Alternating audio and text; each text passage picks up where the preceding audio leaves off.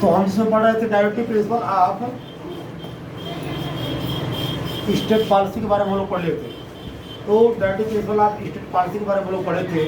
क्या पढ़े थे उसमें? हम लोग लगभग 40 तक पहुंच गए थे, लेकिन हमने अब पढ़ रहे हैं राज्य के नीति निर्देशक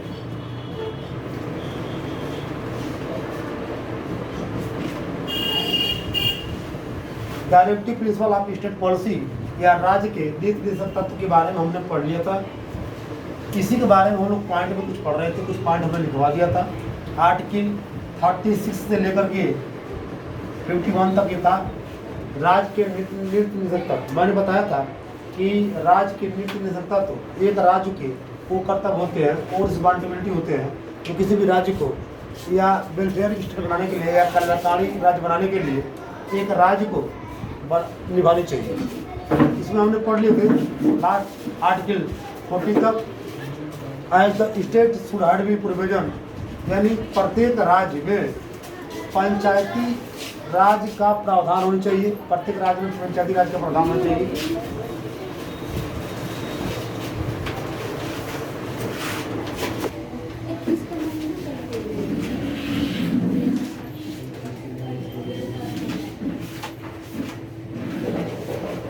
देखो, राज्य का कर्तव्य है कि अपने नागरिकों को, प्रत्येक नागरिकों को अपने राज्य में कार्य पाने का अधिकार दे। प्रत्येक राज्य को एक कल्याणकारी राज्य बनाने के लिए कि उस राज्य के प्रत्येक नागरिकों को रोजगार के अवसर हो तथा कार्य पाने का अधिकार है। लेकिन आप सोचेंगे यदि कार्य पाना हमारा अधिकार है या अवसर पाना हमारा अधिकार है तो हम सारे के सारे लोगों को कार्य करने की अपॉर्चुनिटी क्यों मिलती है? यानी सारे लोगों को रोजगार क्यों नहीं मिलती है अगर राज्य का ये दायित्व है तो ये हमारा फंडामेंटल राइट नहीं है। तो ये भाग 4 में ऐड किया गया है और मैंने पहले आपको बताया था कि भाग जो 4 के प्रोविजंस हैं, जो प्रावधान है, वो पूरी तरह से राज्य पर निर्भर करते हैं, राज्य पर डिपेंड करते हैं। यदि राज्य चाहेगा तो ये हमें प्रदान किए जाएंगे, अदरवाइज इन्हें न्यायालय में चुनौती दे दी जा सकती है। मैंने जैसे कि कल आपको इसके बारे में हमने बताया था। नेक्स्ट, यदि कार्य करने का अवसर पर, यदि कार्य करने का, देखिए आगे, यदि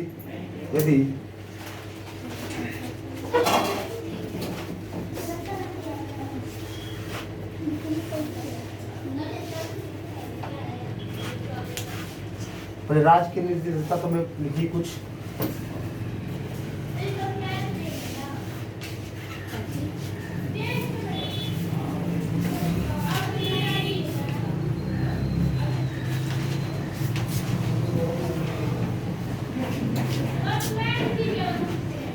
मानवीय दशाएं,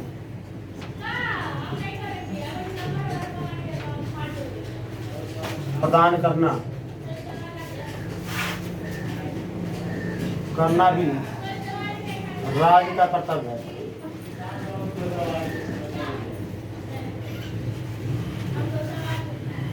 तो मानवीय दशाएं उपलब्ध कराना भी राज्य का क्या है? कर्तव्य है। लिखते जाएंगे, एक घंटा बाद सारी व्यवस्थाएं आपको कर दी जाएगी, क्योंकि कई लोग का कमेंट आया था कि सर 1000 आ, इसलिए थोड़ा सा पंखा को थोड़ा सा गर्मी में सह ले जाए, ठंडी आ जाए कोई दिक्कत नहीं होगा। नेक्स्ट सब पॉइंट राज्य के निर्देशक तत्व में क्या क्या? This is the duty of state the provide, this is the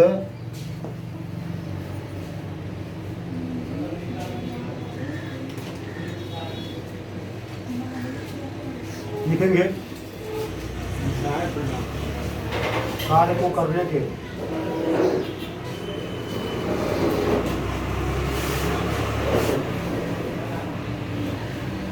करने के न्यूनतम मजदूरी प्रदान करना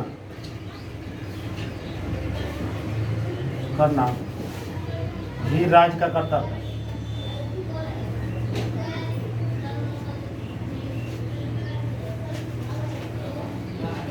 कार्य को करने के लिए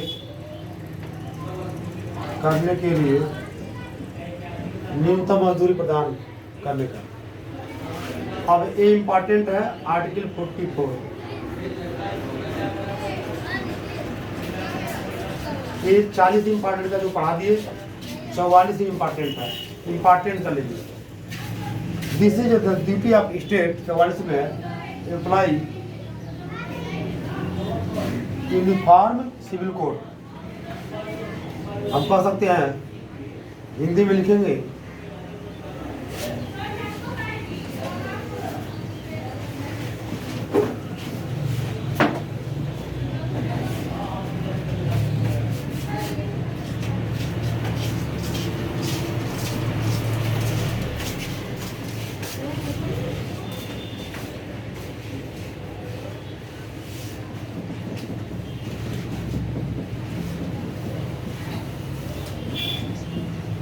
प्रत्येक राज्य का कर्तव्य अपने राज्य में समान नागरिक को संहिता लागू करने का मतलब कि किसी भी, हम प्रैक्टिकली बात करें, वास्तविक तौर पर हम लोग बात करें तो वास्तविक तौर पर इसे लागू नहीं किया गया है।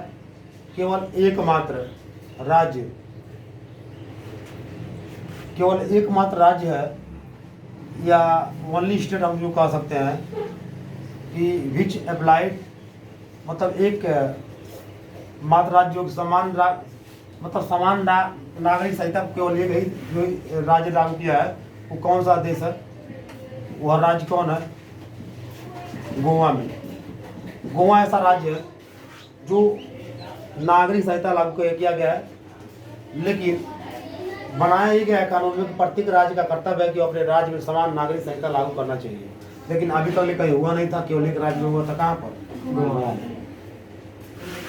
तो ये 44 बहुत ही अपने आप में इम्पोर्टेंट है, इसलिए 44 और 40 पर ध्यान देंगे आप लोग। नेक्स्ट जो है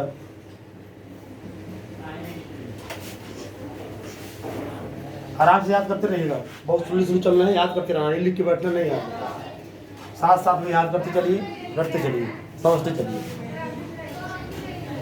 आर्टिकल 45 अगला लिखेंगे आर्टिकल 45 ऑफ इंडियन कॉन्स्टिट्यूशन।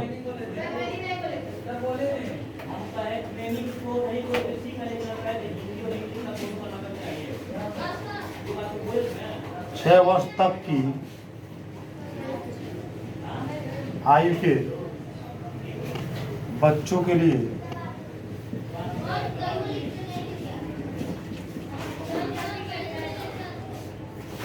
शिक्षा की व्यवस्था।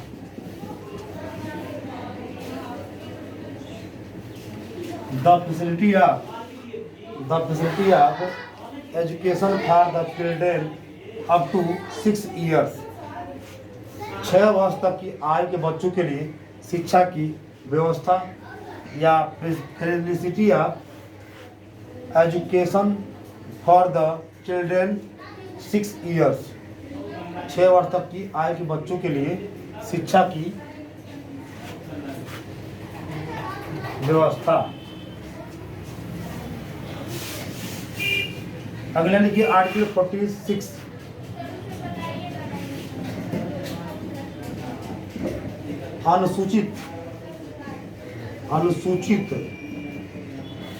अनुसूचित जाति एवं जनजाति, अनुसूचित जाति एवं जनजाति के शिक्षा का विकास, अनुसूचित जाति एवं जनजाति के शिक्षा का विकास, आर्थिक अधिकारों एवं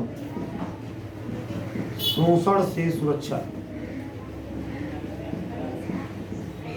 राज्य का कर्तव्य है कि वो अपने राज्य में SC ST या अनुसूचित जाति या जनजाति की शिक्षा के विकास का आर्थिक अधिकारों और शोषण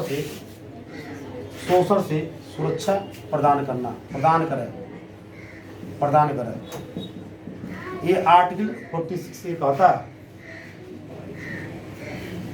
development of education, economical right and prevention from harassment,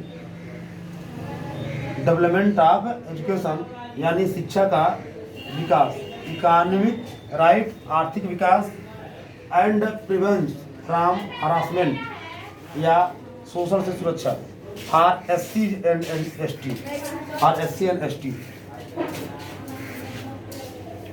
46 आप याद रखेंगे, 45 भी आप याद रखेंगे।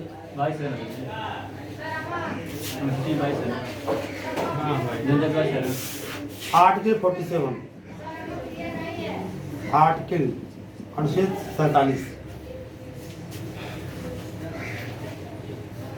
आर्टिकल 47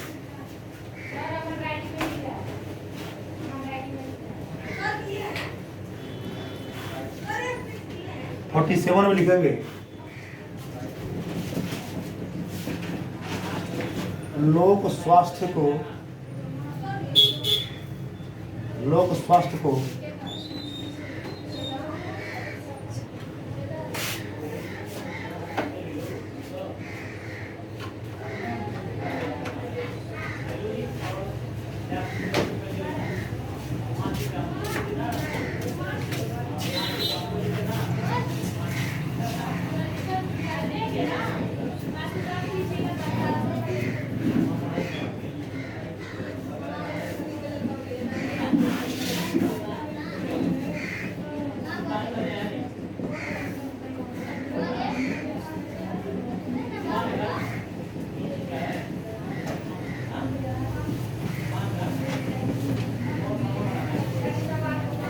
मतलब क्या है, लोग स्वास्थ्य को कायम रखने के लिए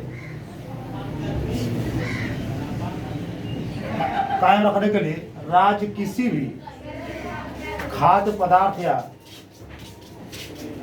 एवं पेय पदार्थ पर प्रतिबंध लगा सकता है। ये आर्टिकल 7 के अनुसार आपको जो है कि सरकार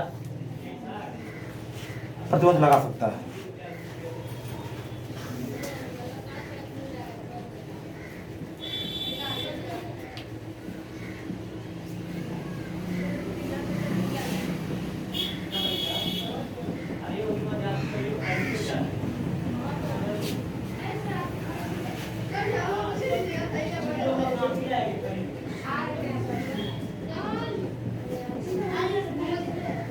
हत्या निषेध,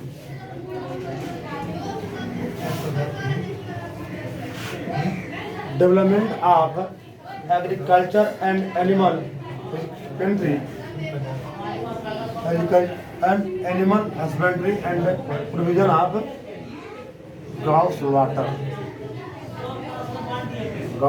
मिटा दो इसको, गाउ स्लॉटर।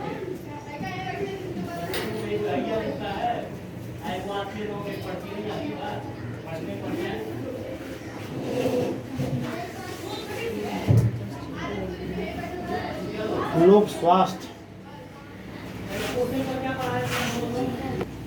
तो देखिए ध्यान से, सबसे पहले इसमें आर्टिकल 48 में कृषि एवं पशुपालन का विकास की बात किया गया था, लेकिन बाद में जोड़ा गया था 40A में। आर्टिकल 48 में क्या जोड़ा गया था, पर्यावरण एवं वन्य जीवन की सुरक्षा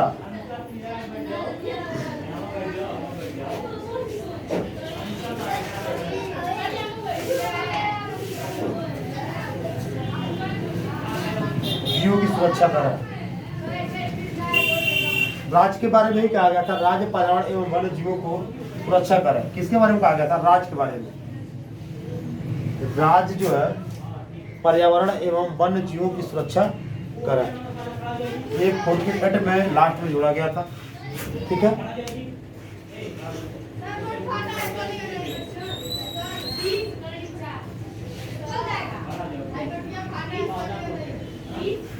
तो आपने 47 पढ़ लिया।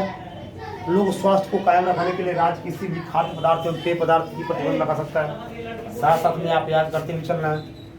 48 है कृषि एवं पशुपालन का विकास एवं गौ हत्या का निषेध, कृषि पालन का उसमें विकास के बारे में किया गया और गौ हत्या पर निषेध किया गया प्रतिबंध। निषेध का मतलब प्रतिबंध होता है। 48 में क्या है, पर्यावरण एवं वन्य जीवन की सुरक्षा।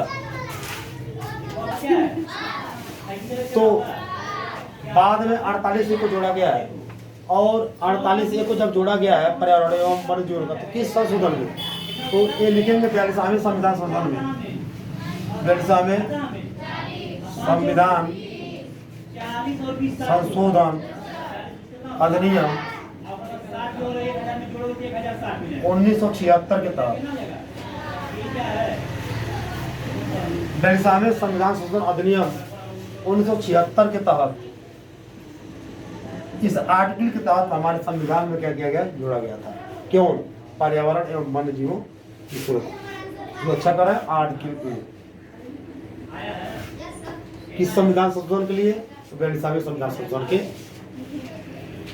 अधिनियम द्वारा 1976 में। इसके बाद नेक्स्ट जो है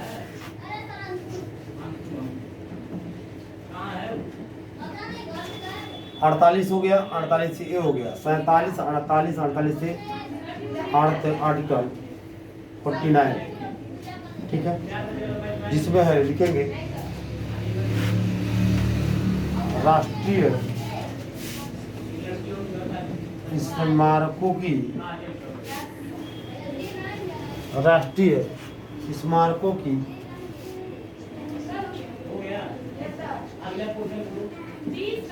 सुरक्षा करें या सुरक्षा प्रदान करें। राष्ट्रीय स्मारकों की सुरक्षा करें या सुरक्षा प्रदान करें, आप कुछ भी लिख सकते हैं। आर्टिकल 49 में 47 हो गया, 48 हो गया, 49 हो गया, रटते रहिएगा। इसके बाद आर्टिकल 50, राज्य का कर्तव्य की, राज्य का कर्तव्य की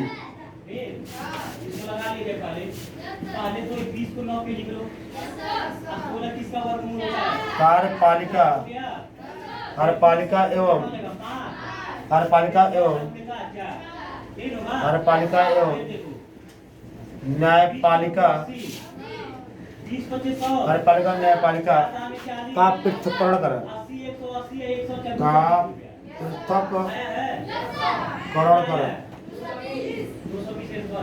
कार्यपालिका एवं न्यायपालिका का पृथक्करण करें। राज्य का कर्तव्य है, राज्य हमेशा यह हमेशा सुनिश्चित करे कि कार्यपालिका एवं न्यायपालिका एक दूसरे से क्या रहे, पृथक रहे, या एक दूसरे से अलग अलग रह करके क्या करें, कार्य करें। कभी भी कार्यपालिका के कार्यों में न्यायपालिका का हस्तक्षेप नहीं होना चाहिए, और कभी भी न्यायपालिका के कार्यों में कार्यपालिका का हस्तक्षेप नहीं होना चाहिए। तो राज्य का एक कर्तव्य है कि ये दोनों अपना अपना काम सुचारू रूप से करें। ये आर्टिकल 50 था। तो लाइन से आप लोग याद कर रहे होंगे, एक एक बात को ध्यान में रखते हुए चल रहे होंगे, क्योंकि आप पढ़ाते वक्त लिखवाते वक्त याद नहीं करेंगे तो फिर बाद में आप क्या करेंगे। इतना स्लो पढ़ा रहे हैं ताकि आप याद करते चलें, मन में बैठाते चलें, ताकि फिर दोबारा जो है कि इसको दिखाना है। आपने 48 देख लिया, 48 में क्या था ये भी देख लिए, 47 में आपने देख लिया, और 49 में भी आपने देख लिया, 50 भी आपने देख लिया। आर्टिकल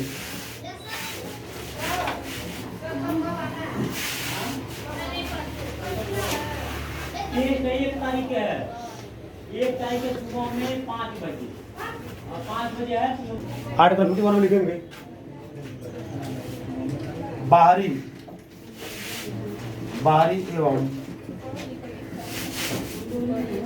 एवं आंतरिक शांति, बाहरी एवं आंतरिक शांति को कायम करना ये किसका है? राज्य का कर्तव्य है, राज्य का कर्तव्य। बाहरी एवं आंतरिक शांति को कायम करना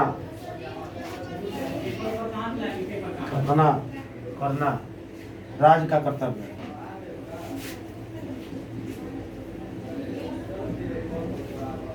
बाहरी एवं आंतरिक शांति को कायम करना राज्य का क्या है? कर्तव्य है। आर्टिकल 51 बाहरी एवं आंतरिक शांति को कायम करना राज्य का क्या है कर्तव्य। तो आर्टिकल 51 आपने याद कर लिया।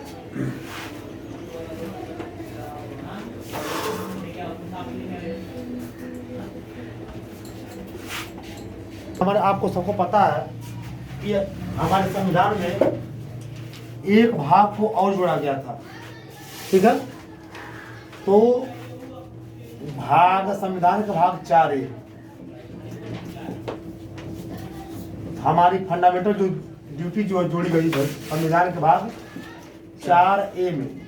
अभी तो भाग 4 पढ़ रहे थे आप, लेकिन अब क्या है संविधान के भाग 4A में, ठीक है। और आर्टिकल 51 भी जोड़ा गया, 51A भी जोड़ा गया, और इसे भी उसी संविधान संशोधन के तहत जोड़ा गया जो अब तक भारत के संविधान में किया गया सबसे बड़ा अमेंडमेंट था, सबसे बड़ा संशोधन था। इसको हम कहेंगे, इसी कॉन्स्टिट्यूशन को हम कहेंगे लघु संविधान ही कहेंगे। यानी 42वें संविधान संशोधन में ऐसा किया गया था।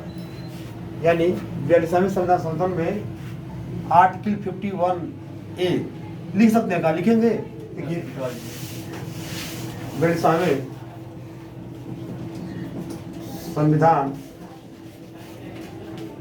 42वें संविधान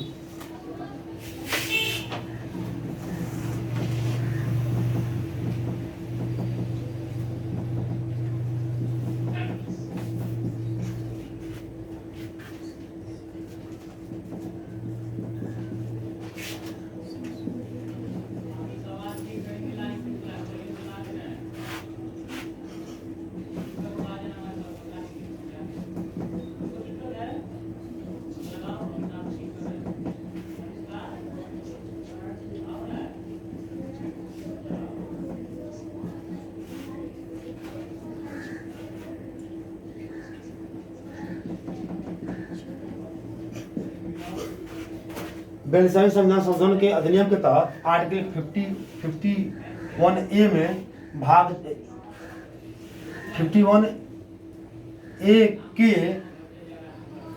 के भाग 4A में 10 मौलिक कर्तव्यों को जोड़ा गया, लेकिन 6 में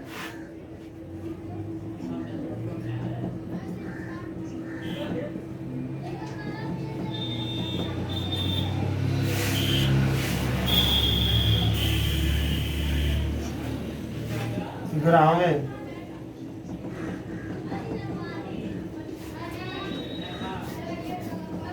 कर्तव्य को जोड़ा गया। और 11वां मौलिक कर्तव्य क्या था?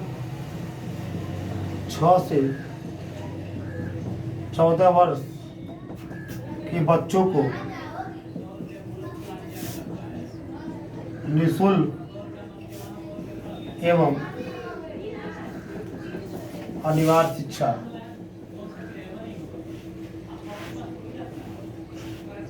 तो मैक्सिमम अगर आपसे पूछ लिया गया कि 11वां मौलिक कर्तव्य क्योंकि बाद में जोड़ा गया है, तो बाकी 10 1976 में जोड़ा गया है।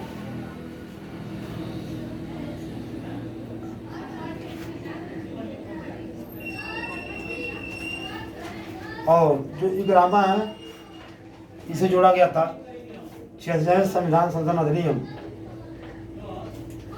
2002 के तहत, 2002 के तहत, ठीक है। 11वें मौलिक कर्तव्य को जोड़ा गया था। उसमें क्या था? 11वें मौलिक कर्तव्य में 6 से 14 वर्ष के बच्चों को निःशुल्क एवं अनिवार्य शिक्षा। 42वें संविधान संशोधन 1976 के तहत जो है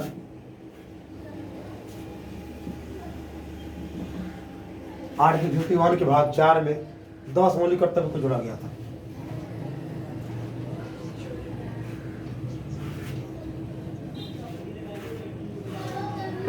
पार्ट 5 संविधान भाग 5 हम इसमें पढ़ेंगे अबाउट यूनियन। जिसमें हम क्या पढ़ेंगे? संविधान के भाग 5 में क्या पढ़ेंगे हम?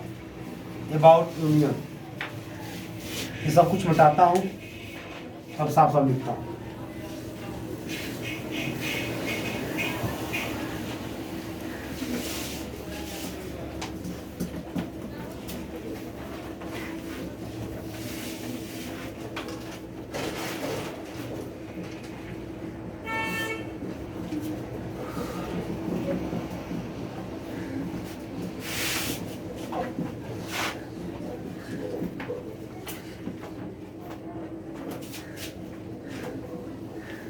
भाग 1, भाग 2, भाग 3, भाग 4 हम पढ़ लिए। बस इतना बता दीजिए भाग 1 में क्या था, भाग 2 में क्या था, भाग 3 में क्या था, भाग 4 में क्या था। भाग 1 कहाँ कहाँ से कहाँ तक था, भाग 2 कहाँ से कहाँ तक था, भाग 3 कहाँ कहाँ तक था। भाग 3 तो भी पढ़ाया हूँ। अब भाग 4 कहाँ से कहाँ तक था, भाग 4 ही में तो देख लिए क्या हुआ है।